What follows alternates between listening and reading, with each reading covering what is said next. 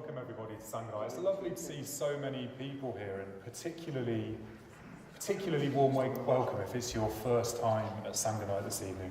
So my name, for those of you who don't know, is Pradaya, and I'm going to be giving the talk this evening.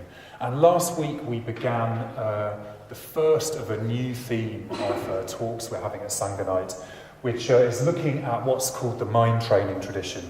And this is a set of pithy practice instructions that are aimed at helping us to transform our minds, our emotions, our actions, our views, bringing them more and more into line with those of a bodhisattva, what could be called the ideal Buddhist, someone who practices for the liberation of suffering of all beings.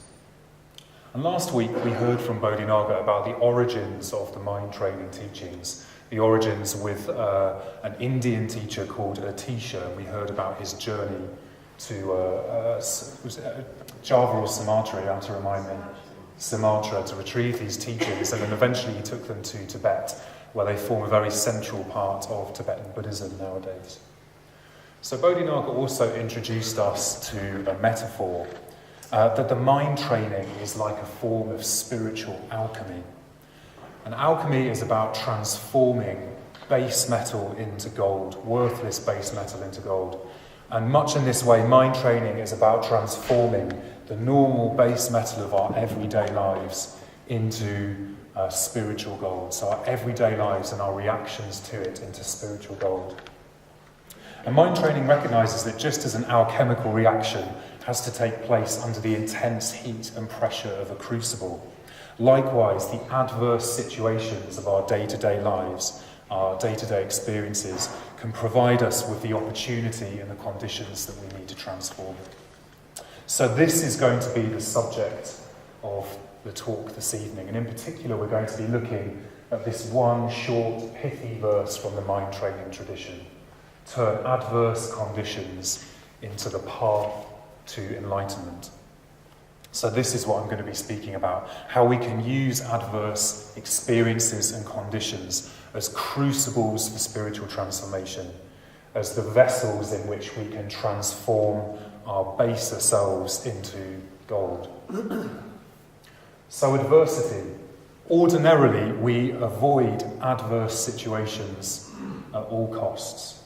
So this seems to be one of the principal driving forces in our lives, avoiding adversity, around which we structure and form the decisions that make up the lives we lead. So ordinarily we try to minimise situations and experiences that we don't want and maximise those that we do. And we allow our happiness to be dependent on this endeavour, how much we're getting what we do want and not getting what we don't want. But this strategy is flawed. It is fundamentally flawed. And it's flawed because we cannot control everything. We inevitably end up experiencing things that we don't want. So our desire to avoid adversity will always be frustrated at some point, no matter how hard we try. And that's the situation that we find ourselves in. And this way of living our lives, trying to avoid adversity, can actually just leave us extremely vulnerable to experiencing all different types of dukkha. And last week, Bodhinaga spoke about these different types of dukkha, which we can call suffering or unsatisfactoriness. So it can increase our psychological suffering, leaving us less able to cope with the inevitable, unavoidable dukkha of life. So the suffering that arises because we have an impermanent, conditioned human body. So if avoidance is such a bad strategy for dealing with adversity, what other options are there?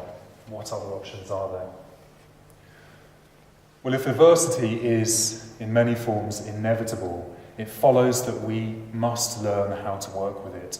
You need to learn how to work with adversity.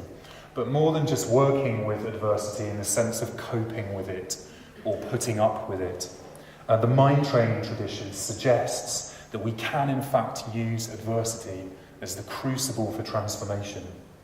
Turn adverse conditions into the path to enlightenment. So what this is saying is that even in a world so shaped and defined by adversity, there is everything that we need to develop, to grow, to find a more happy and fulfilled way of living. We don't need to go anywhere else, anywhere different to practice the Dharma. Indeed, there is nowhere else, nowhere different than we can practice the Dharma, other than finding the possibility of transformation in the midst of our messy, confusing, imperfect, beautiful lives here and now. We have to find that opportunity here and now. So how can we do that? How might adverse conditions provide us with the opportunity to find the path to enlightenment? So the mind training tradition stresses that this opportunity lies not in trying to control the external conditions of our lives. That will always be frustrated on some level. But to transform the inner workings of our minds, training our minds moment by moment to respond to whatever situation we find ourselves in, adverse or not. So I'm going to look at two ways that the mind training tradition suggests we can transform our minds, specifically in relation to adverse situations. So firstly, I'm going to look at working with our minds to redefine what we think of as adverse. And secondly, I'm going to look at how we can change the way that we respond to adverse situations when they occur. So I'm going to look at both of these aspects in turn. So first of all, redefining adversity. What do we ordinarily think of as adverse? Well, if we're going to redefine what is an adverse situation, we first need to understand how do we ordinarily define adversity. What do we usually think of as being an adverse situation? And I've noted already that we usually define adversity as facing situations that we don't want. So facing situations that we don't want. Situations that run counter to and frustrate our desires and expectations. So the Buddhist tradition goes further with this. It goes into more depth in this area through a teaching known as the 8 worldly winds. Many of you will have heard this teaching before, some of you will have not. If you have heard it before, then you need to hear it again. So we're going to hear it tonight. So this teaching of the 8 worldly winds goes into more detail about how we're blown around in our lives, trying to get particular experiences and avoid others. And there they are. There they are. The worldly winds. So these are 4 pairs of conditions, 4 motivating forces. And usually we could describe this as like the score sheet by which the ego judges the desirability or adversity of a particular situation. And I'm going to look at each in turn, and I'm going to try to convince you why they are an absolutely terrible set of criteria by which to live your lives. So the first pair of winds are pleasure and pain. This is the tendency to seek pleasure and to avoid pain. And this tendency is one of the most fundamental biological drives that we have. I mean, evolution has really hardwired this into our physiological, instinctual and psychological makeup. But we are complex beings with complex minds, a self-reflexive consciousness and emotions based on this intelligent consciousness. So we have to recognise that for us, this pleasure-pain principle can cause ourselves and those around us a lot of suffering. So in particular, if we spend our lives being blown around by seeking pleasure and avoiding pain, it can leave us very, very vulnerable to the mental poisons of which, again, Bodhinaga spoke about last week, of greed and hatred or aversion. So being blown around by these worldly winds really can cause us to experience negative mental states and the suffering that follows. So there is the suffering of addiction, in which seeking pleasure and avoiding pain takes over our lives to the extent that it can drive the most extreme forms of compulsive behaviour and unethical behaviour. There's the suffering of impermanence, which we experience every time a pleasant sensation ends and we're thrust into the search for the next one. There's the suffering of frustration when we can't get that pleasant thing that we want, or we can't get rid of a painful sensation. And perhaps worse than all of these things, there is the suffering of a life wasted, spent chasing that carrot on the end of a stick, never quite managing to grasp it. And if we do, it's often quite not what we were hoping for.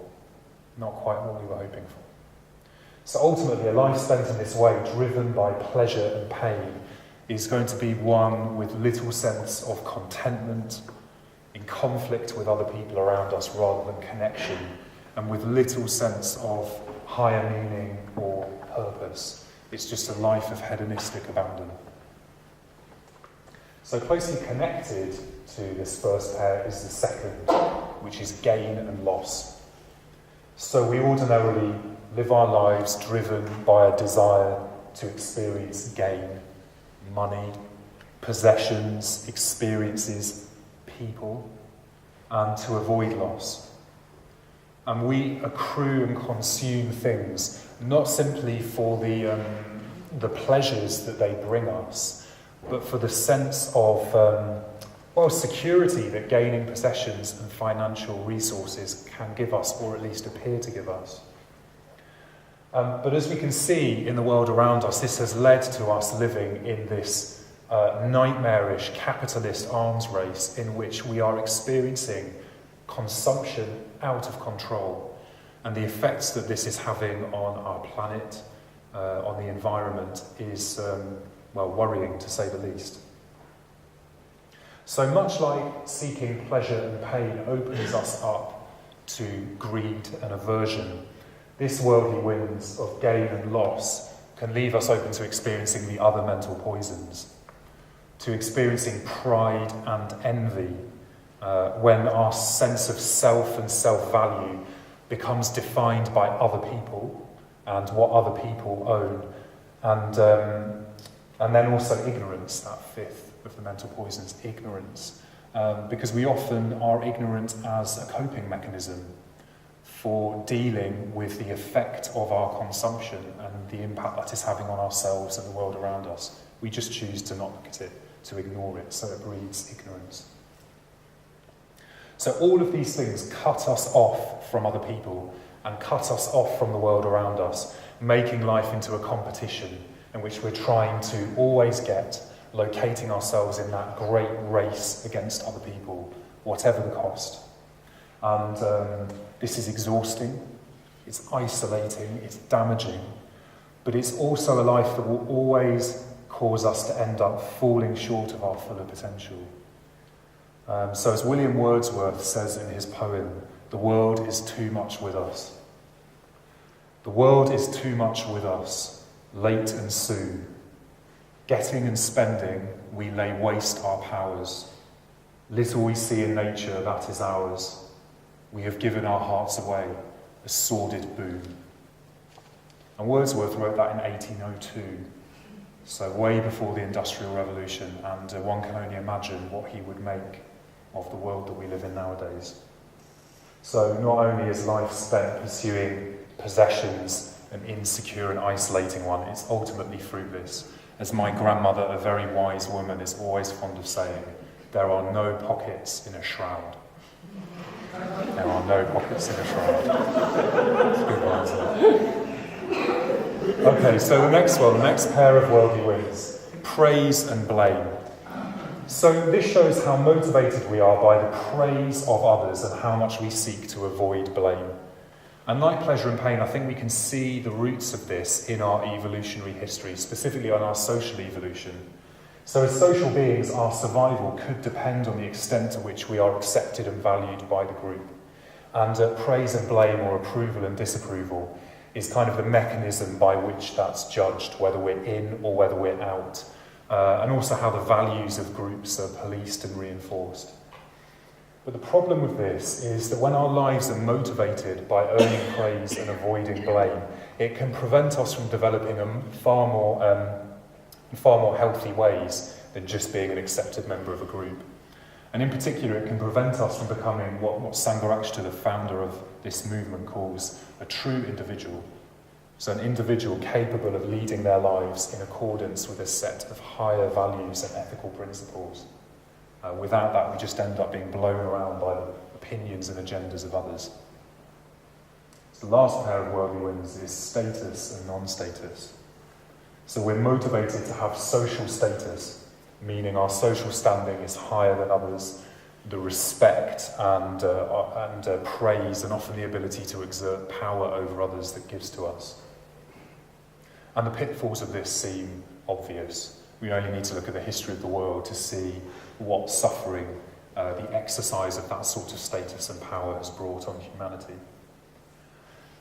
But as well as this worldly wind is about the drive we all have to be someone, to be somebody, being a person, a particular sort of person that other people look up to, love, revere, respect.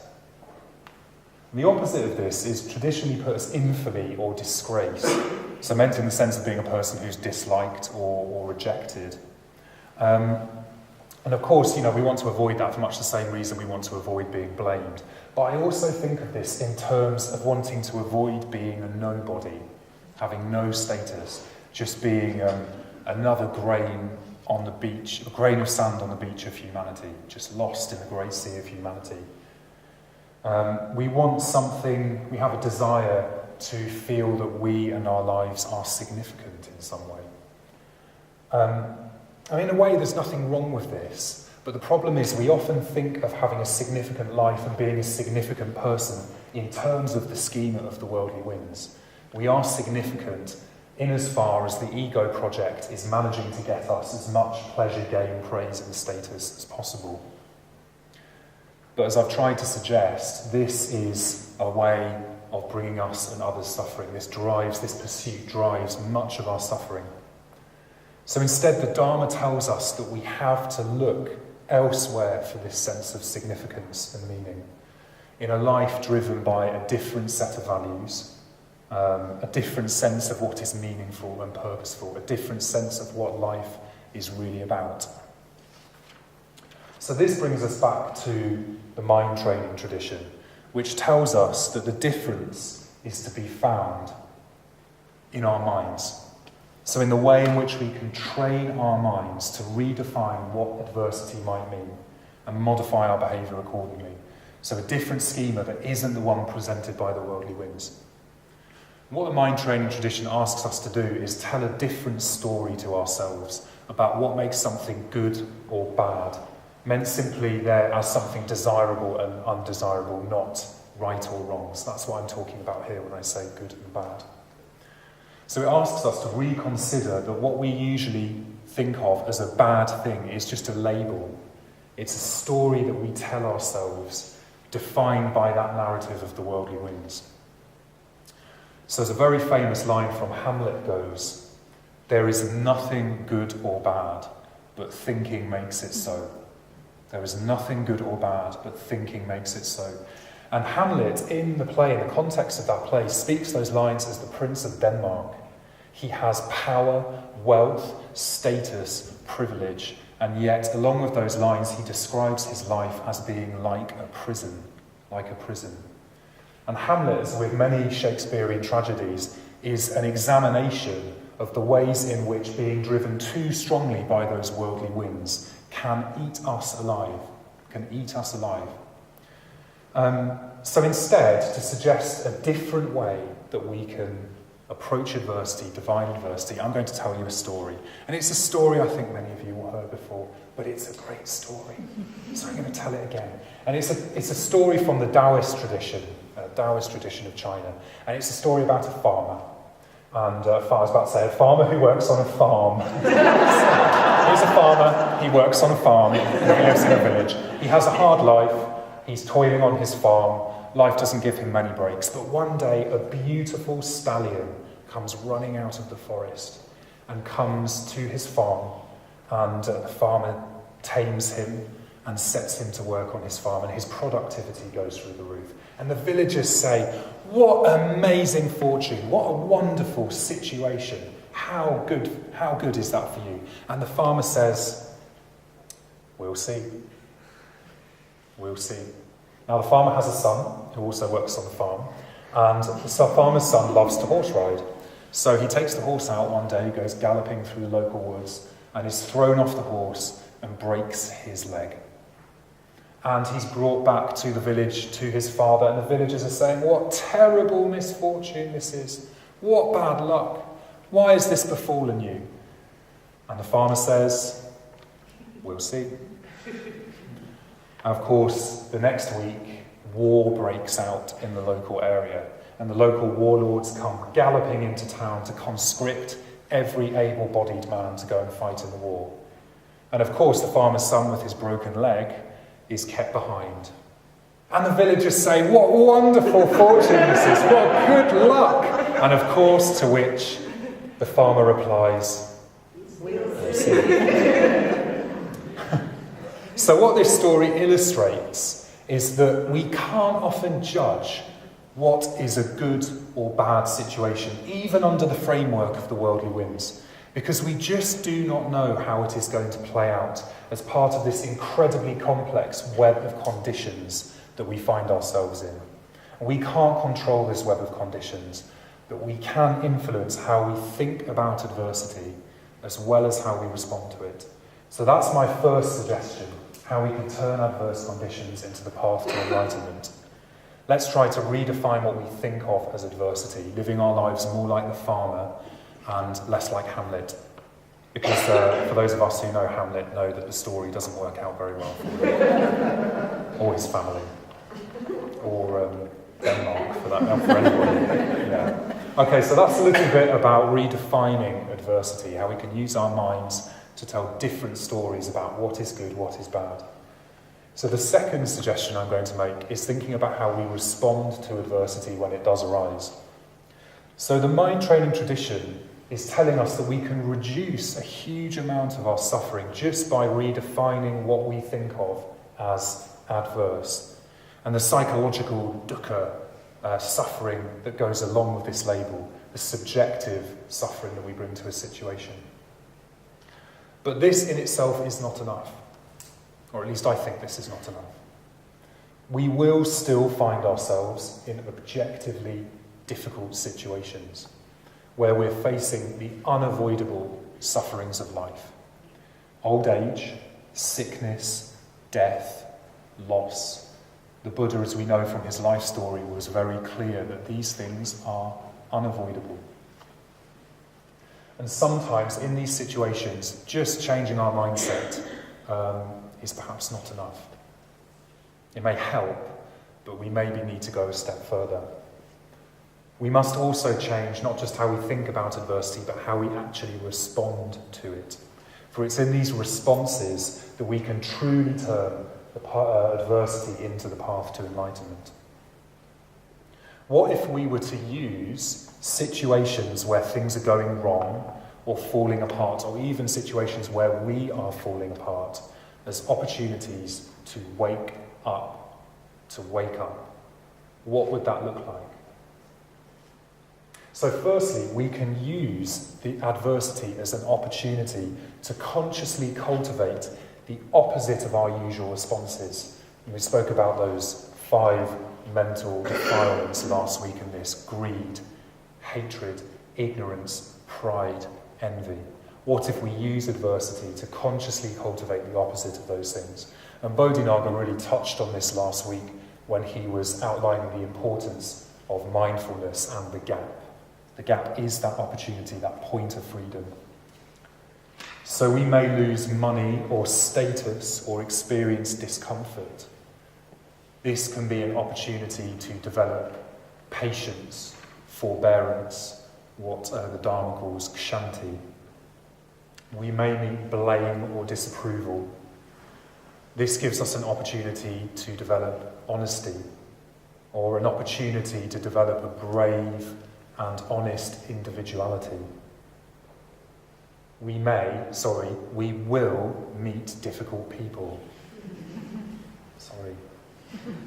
And this again is an opportunity for Kshanti to develop patience, but it's also an opportunity to develop compassion, to develop metta, to practice non-reactivity. In fact, I find it hard to imagine effectively cultivating these precious qualities outside of the context of a difficult situation. Can you imagine developing compassion, patience, metta, completely divorced from any sense of challenge or difficulty or adversity? If life is always easy, with no dukkha, no adversity, it's very hard for us to make meaningful progress. So difficult situations are things we should welcome and embrace with open arms and the opportunity they give us to grow.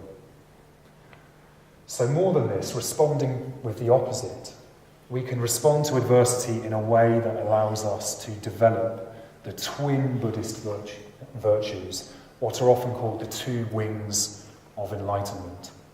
And these are wisdom and compassion. So first of all, cultivating wisdom. Adversity gives us an opportunity to wake up to the way that reality is, because it exposes the cracks in the way that we ordinarily see the world and how our usual way of living drives our suffering. So specifically, experiencing an adversity can give us an opportunity to gain insight into one of the Buddha's central, in fact his first teaching, the Four Noble Truths. The Four Noble Truths. And the first two Noble Truths state that we experience suffering. And that's much of what this talk and the talk last week was about. We experience suffering. We cannot avoid it.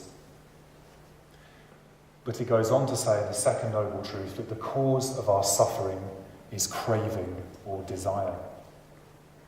Desire to get what we want, for things to be different, even for everything just to stop and go away and leave me alone.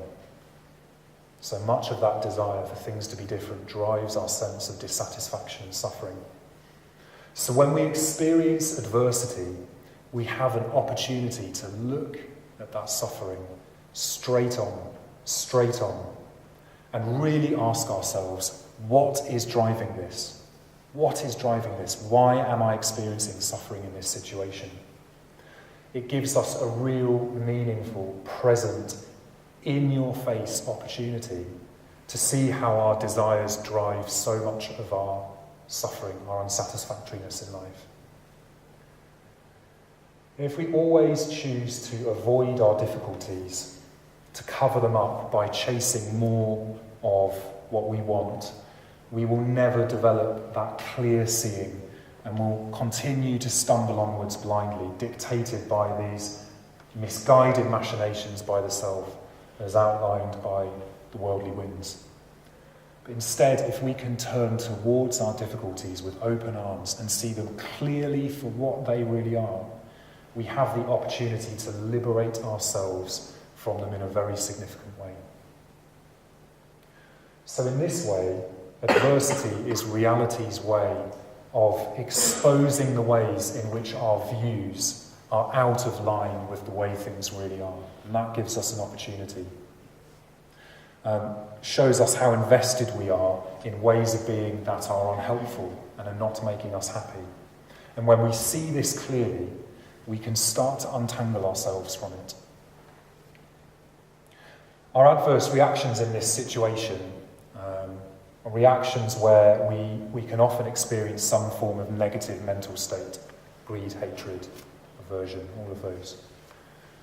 We can see these as signals, as flashing neon lights, saying to us there is an opportunity for work and growth here, an opportunity to train ourselves to respond in a more enlightened and skillful way. They are the catalyst that we are looking for to spark that alchemical reaction. So that's a bit about cultivating wisdom. we can also use adverse situations to cultivate compassion, to contemplate a more compassionate response to others. Now, of course, it's an opportunity to start with compassion towards ourselves when we are experiencing adversity and suffering, to turn towards that, not just with clear seeing, but with kindness. But we can also respond to those situations in a way that helps us to develop compassion and connection towards others. Often experiencing adversity can cause us to shut down, to disconnect from other people, or at worst to become actively hostile towards them as we're fighting for our own interests, narrowly defined by those 8 worldly winds. But what if we could see adversity, or the adversity that we experience, as a way to connect to other people, and the adversity that they are also inevitably experiencing?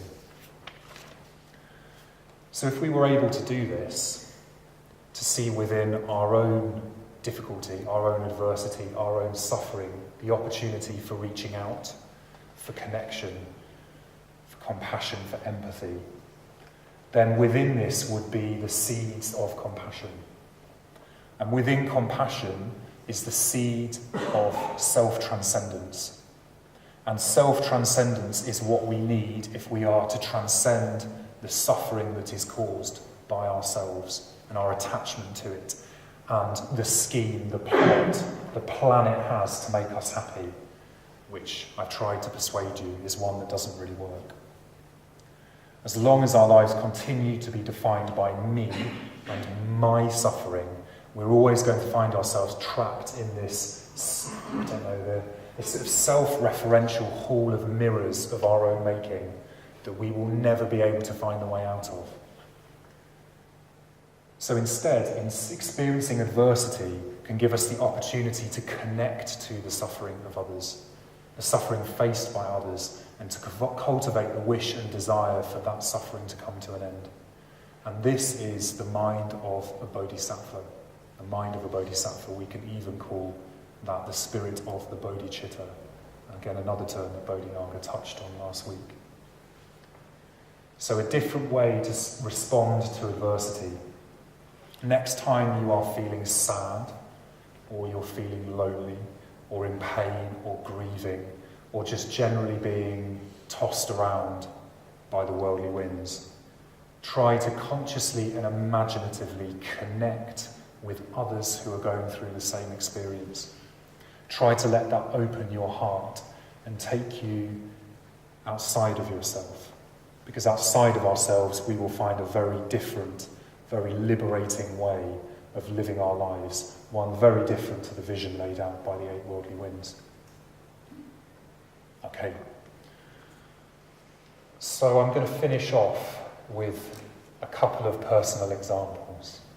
So what does this look like in the context of a life, in the context of my life, and in the context of a life that I am trying to lead in my best way, faithful to the vision of the Dharma, a Dharma life?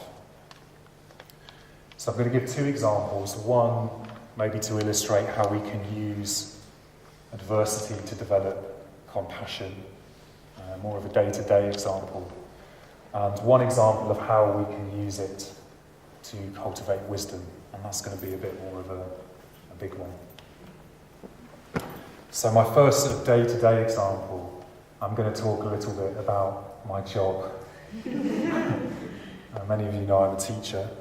I teach at primary school, and I teach quite young children.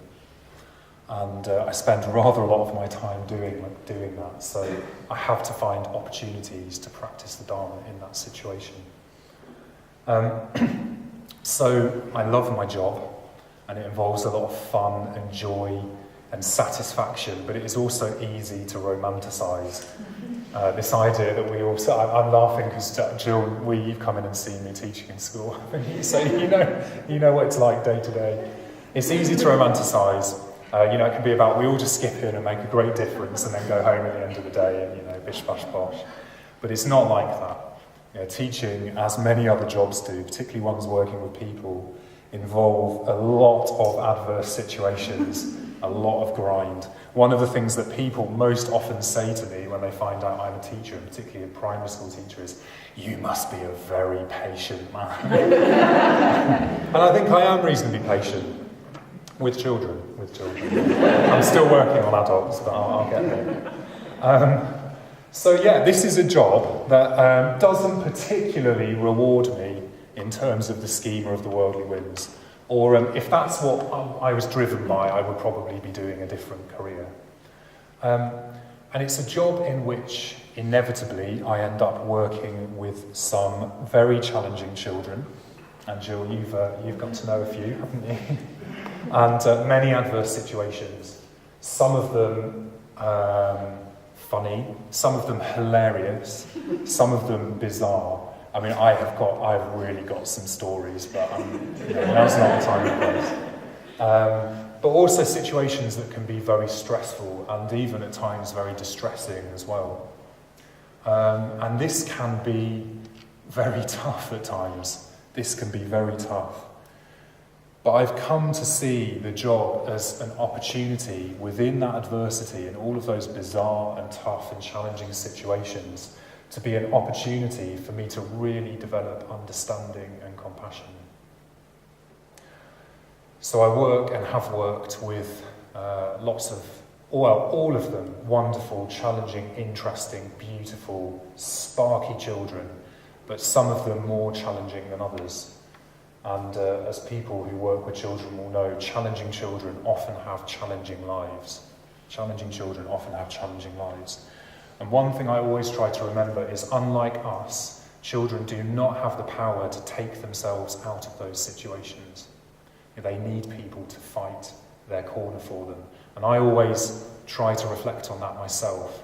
Actually, I am lucky enough to often have quite a lot of opportunity to change the situations that I find myself in. That's not the case for many people and not the case for many children. So I work with children who face adversity that I would not wish on a grown and competent adult every day. And this gives me an opportunity, connecting with that, to see the difficulty and suffering that underlies often very complex and challenging behaviour. And seeing this, even when, I won't go into any details, but I think you can imagine the sorts of situations that we can end up in as teachers, dealing with very distressed children with quite extreme behaviours. It gives me an opportunity to see the suffering that underlies that and then to connect with them with understanding and compassion in a way that I couldn't do unless I was seeing that difficulty that we were going through together. But it also gives me the opportunity to act out of compassion. So to be something different in these children's lives. And we all have the opportunity to be something different in other people's lives. And it doesn't have to be big, it doesn't have to be grand. So these can be very small things, small acts of kindness and compassion. Just being someone stable, somebody kind, somebody reassuring, somebody giving you a second chance and a third chance and a 1,000,001th chance. Keeping going. And this, and that opportunity that gives me to pull myself out of myself, gives me a sense of reward and satisfaction way beyond anything that I think I could get from being driven by those worldly winds.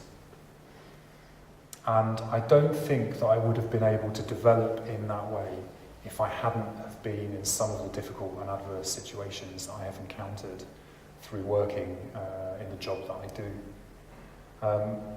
And the cutting edge of this, for me, is I'm now trying to see that, well, actually, this is true of all of us. Just because we grow up and become 18 and become adults doesn't mean that we're any different. Doesn't mean that sometimes our complex and challenging behaviour isn't driven by a deeper suffering, something that we can see and reach out to and respond to. So that's a bit of an example. I hope I've been able to communicate something of how the adversity of the work that I choose to do gives me an opportunity to develop compassion, to connect with others. So the second example that I'm going to give is one that is quite a bit bigger and in a way quite a bit more personal.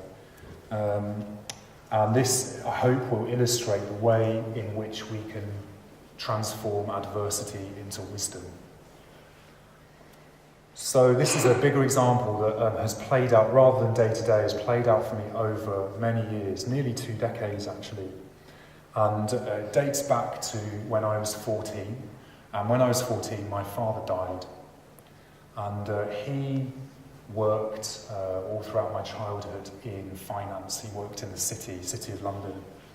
And he worked really, really hard to give us a good life. And he did. My family, my brother, my sister and I had a very happy and comfortable upbringing. But one day, as it often does, it all went wrong. It all went wrong. And my father was made redundant from his job. And the means by which he had invested so much of his time and his life, that was just pulled out from underneath him. You know, literally one day job, next day packing your desk. And as you can imagine, this put him in a situation of facing significant adversity, and he struggled to cope with that.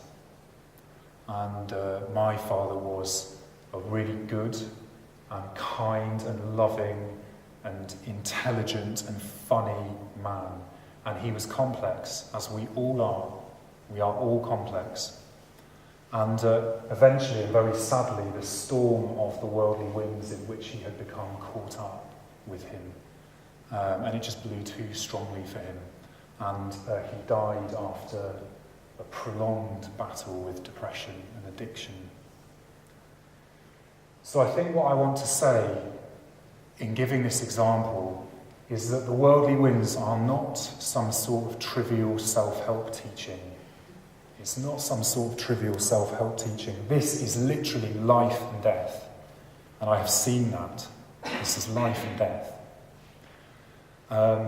So as you can imagine, after his death, for those of you who have experienced grief, the loss of people you're close to, things just fell apart. And I think most 14-year-olds don't really know who they are, but I really, really struggled to work out who I was after that experience. Many of you who've experienced grief may identify with the feeling of everything being completely different all of a sudden, and yet life just carries on. It's just strangely the same at the same time, and that is so discombobulating. It was like everything had just been thrown upside down.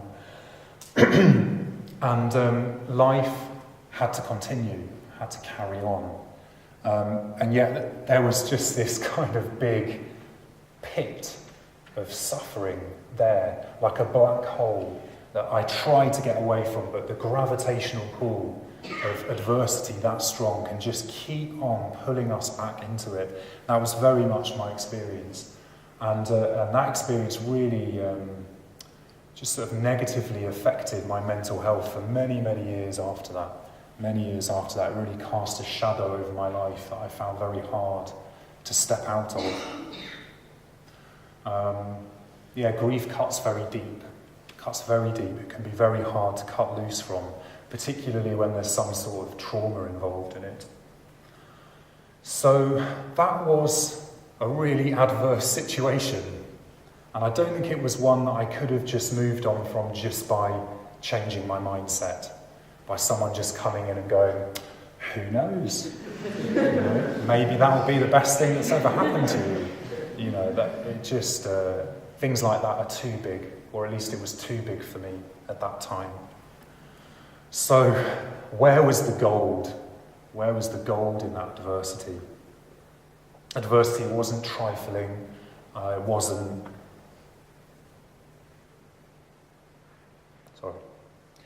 It wasn't easy just to sweep away overnight. I couldn't just get rid of it with a click of my fingers, with a change of view. It was adversity that was prolonged and painful and became ingrained in me.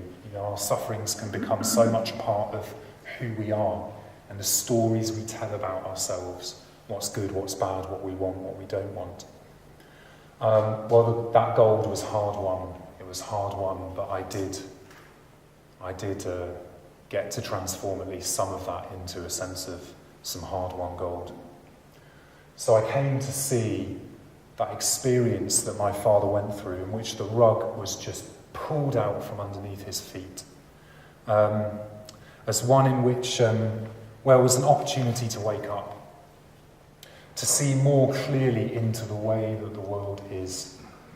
And this clear seeing from that opportunity in many ways was what sparked me off and laid the foundation for my Dharma life.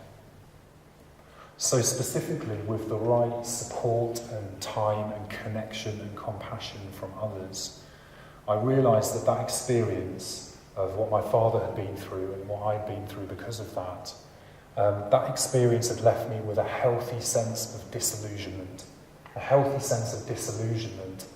with that, with the worldly winds. So my father's death showed me how dangerous it is to try to sail the worldly winds. Sometimes, beyond our control, we get caught in a storm that pulls us under. And whilst I had quite a clear sense of this in my early adult life, it was really when I first came across the Dharma that this gave me a very, very concrete way of making sense of that sense of disillusionment. And I can remember sitting in this hall many years ago, probably 8 or 9 years ago, hearing that teaching of the worldly winds and thinking, I see that, I know that, and I am not playing this game because the stakes are too high.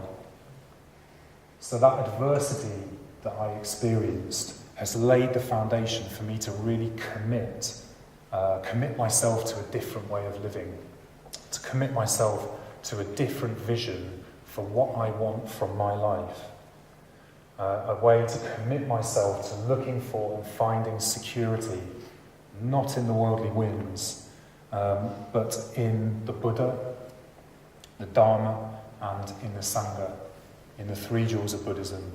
And as Buddhists, we call this going for refuge to the 3 jewels. So that adversity has enabled me to see more clearly and commit myself to the vision laid out by the Dharma.